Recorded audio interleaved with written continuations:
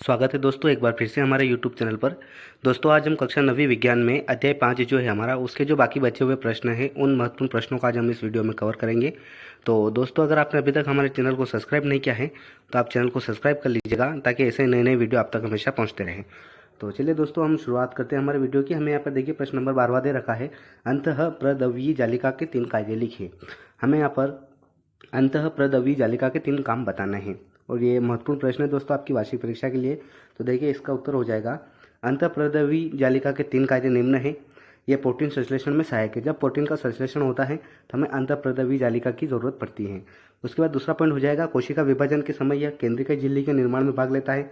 जब कोशिका का विभाजन होता है उस समय जब केंद्रीय झिल्ली होती है उसका जो निर्माण होता है तो उसमें क्या होता है, अंतःप्रदवीय जालिका भाग लेती है। तीसरा हो जाएगा, ग्लाइकोजन उपापचय में सहायता करता है। उसके बाद देखिए प्रश्न नंबर 13वां हमें दिया हुआ है, कायिक वृद्धि एवं मरम्मत हेतु किस प्रकार के कोशिका विभाजन की आवश्यकता होती है तथा इसका औचित्य लिखिए। तो इसका उत्तर हो जाएगा दोस्तों, कायिक वृद्धि और मरम्मत के लिए सूत्री विभाजन या माइटोसिस की आवश्यकता होती है ना। जो कोशिका की जरूरत हमें जो पड़ती है वो हो जाएगी हमारे सूत्री विभाजन या माइटोसिस। सूत्री विभाजन के फलस्वरूप कायिका कोशिकाओं का निर्माण होता है जिससे वृद्धि और मरम्मत के अतिरिक्त कोशिकाएं मिलती रहती हैं। उसके बाद प्रश्न नंबर 14 देखिए, प्रश्न नंबर 14 हमें दिया हुआ है, युग्मकों के बनने के लिए किस प्रकार का कोशिका विभाजन होता है। जब युग्मक बनते हैं तो उसके लिए हमें किस प्रकार के कोशिका विभाजन की जरूरत होती है और हमें इस विभाजन का महत्व लिखिए, महत्व भी हमें बताना है। तो इसका उत्तर हो जाएगा, युग्मकों के बनने के लिए अर्धसूत्री विभाजन या मियोसिस होता है। अर्धसूत्री विभाजन के फलस्वरूप बनी पुत्री कोशिकाओं में क्रोमोसोम की संख्या आधी हो जाती है। बाद में जब युग्मकों के फ्यूजन में जाइगोट बनता है तो जाइगोट में क्रोमोसोम की संख्या कायिक कोशिका के बराबर हो जाती है ना।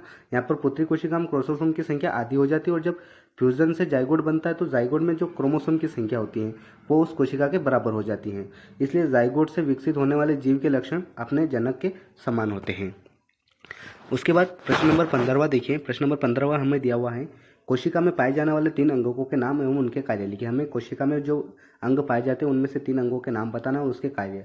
तो इसका उत्तर हो जाएगा, देखिए पहला जीव द्रव्य और इसका कार्य हो जाएगा जीवन की भौतिक आधारशिला। जीव द्रव्यों को हम जीवन की भौतिक आधारशिला बोलते हैं। दूसरा हरित लवक, हरित लवक का जो कार्य वो है प्रकाश संश्लेषण द्वारा भोजन का निर्माण।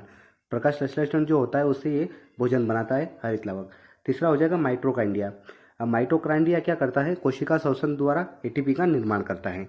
और चौथा देखिए गाल्जिकाय, गाल्जिकाय का कार्य होता है शुक्राणु के एक्रोसोम का निर्माण और हार्मोन का स्रावण। हार्मोन जब बाहर निकालना होता है तो हमें गाल्जिकाय की जरूरत पड़ती है। उसके बाद 5वां हो जाएगा दोस्तों देखिए राइबोसोम, और राइबोसोम क्या करता है, प्रोटीन का संश्लेषण करता है। उसी प्रकार प्रश्न नंबर 16 हमें दिया हुआ है, कोशिका विभाजन जीवों की वृद्धि एवं विकास के लिए क्यों आवश्यक है। जब कोशिका का विभाजन होता है तो वो जीवों की वृद्धि और विकास के लिए किस प्रकार आवश्यक है, हमें इसका उत्तर बताना है। तो इसका उत्तर हो जाएगा दोस्तों, कोशिका विभाजन द्वारा ही जीवों के शरीर का वृद्धि और विकास होता है। जब कोशिका का विभाजन होता है तभी कोई भी जीव होगा उसके शरीर की वृद्धि होगी, उसकी लंबाई बढ़ेगी और उसका विकास होगा। इस क्रिया के फलस्वरूप ही घाव बढ़ते हैं, है ना। कोशिका विभाजन के स्वरूप ही शरीर में अगर कोई घाव हो जाता है तो वो घाव भी इसी विभाजन की वजह से बढ़ता है। प्रजनन एवं क्रम विकास के लिए भी कोशिका विभाजन की क्रिया आवश्यक है। कोशिका विभाजन की क्रिया उस समय तक होती रहती है जब तक प्राणी भली भांति विकसित नहीं हो जाता है। तो दोस्तों देखिए हमने ये जो प्रश्न थे आपकी जो परीक्षा के लिए महत्वपूर्ण थे उन प्रश्नों को इस वीडियो में कवर किया है। तो अगर आपको हमारा ये वीडियो पसंद आया तो आप वीडियो को लाइक कीजिएगा और चैनल को सब्सक्राइब जरूर कीजिएगा।